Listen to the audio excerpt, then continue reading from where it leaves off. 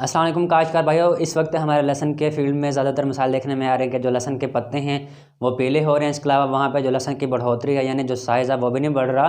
तो इस वाले से काफ़ी मिसाल देखने में आ रहे हैं और ये मिसाल इस वजह से हो सकते हैं कि क्योंकि हमारे जो दिन और रात का दर्जा हरारत है वो तकरीबन 20 से 21 डिग्री सेंटीग्रेड हो जाता है, तो जिसकी वजह से फंगस जैसे मिसाल देखने में आ सकती हैं। तो इसके लिए आप तरीक़ाकार कर लें, कोई ना कोई अच्छी सी फंजीसाइड कर लें।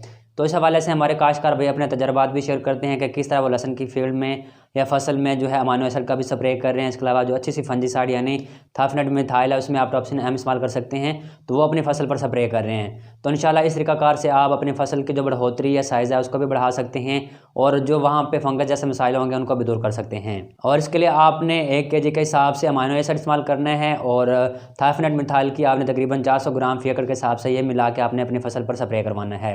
तो इंशाल्लाह इस तरीक़ाकार से आपकी फसल की जो बढ़ोतरी है वो भी अच्छी होगी और फंगस जैसे मिसाइल भी देखने में नहीं आएंगे।